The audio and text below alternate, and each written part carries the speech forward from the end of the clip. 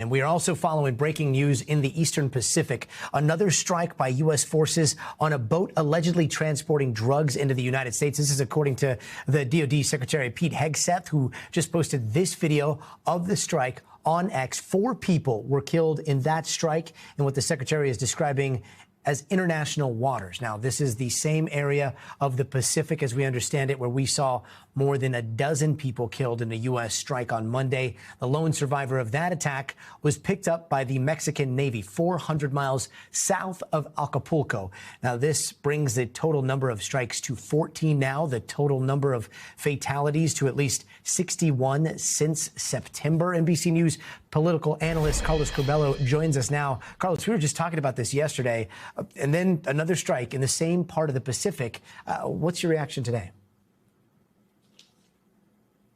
Well, Gadi, it's so important that we keep covering this story because this is a major paradigm shift. The Secretary of Defense of the United States is effectively leading the war on drugs now. This used to be a law enforcement operation. Now it is being led out of the Pentagon. And if we read the Secretary's statement with regards to this, he speaks about a designated terrorist organization. That is Secretary Hegseth telling congressional Democrats and some Republicans who have questioned the administration's authority to conduct these strikes that these are in fact terrorist organizations and that therefore it is okay, it is appropriate for these to be military operations. Again, these are efforts that in the past have been led by the Drug Enforcement Administration, by the Coast Guard, by the FBI. Now it's the Department of War under this administration that is leading the war against drugs in the Americas, and that is a major, major shift.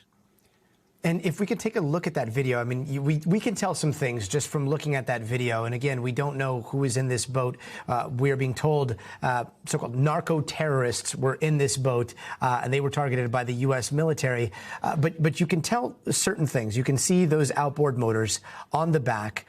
You can see what looks like it's a sizable boat.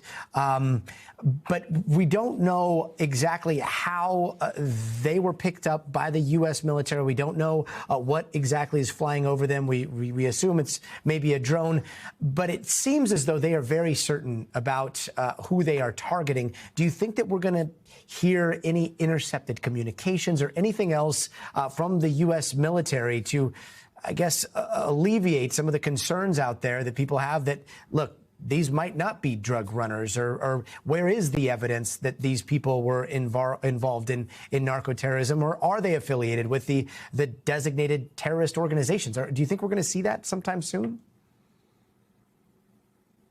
Very important points, Gadi. And no, the administration has yet to provide any evidence about any of these attacks that they have launched against a number of vessels now, both in the Caribbean and now in the Eastern Pacific. However, the Secretary of Defense in his statement does allude to U.S. intelligence. So what does that do? That opens the door for Congress in the future as they conduct oversight to ask for the administration to see that evidence. We may not see it, at least not in the short term, but the intelligence committees in the House and the Senate will likely be given access to this information upon request. And we can at least have our members of Congress verify that there is intelligence that these were indeed drug traffickers, or at least were very likely drug traffickers. And the Secretary of Defense goes on to talk about that this is a known corridor.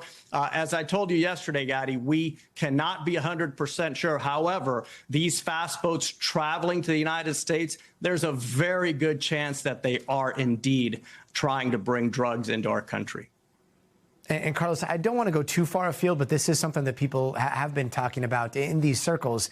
This idea that, you know, China and there are some Chinese organized crime syndicates and potentially others that are involved in drug trafficking, and there's a nexus between China, some of the cartels in Mexico, and then possibly in South America. Is there any concern about one of these strikes not just hitting cartels, but also possible organizations that may be state sponsored or at least state affiliated, in particular when it comes to China?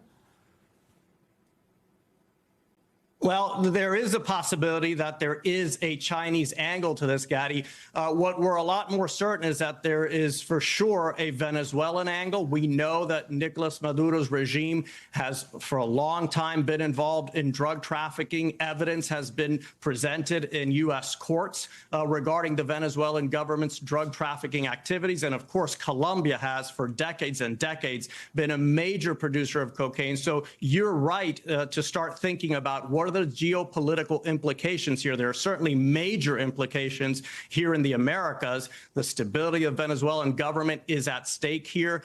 In Colombia, we know that Petro, the president there, has complained and is very upset about these attacks. And this could have implications beyond the Americas as well. So that is certainly something to look for. On the surface, we're just attacking alleged drug traffickers here, but this could have international ramifications way beyond the Americas. We thank you for watching, and remember, stay updated on breaking news and top stories on the NBC News app or watch live on our YouTube channel.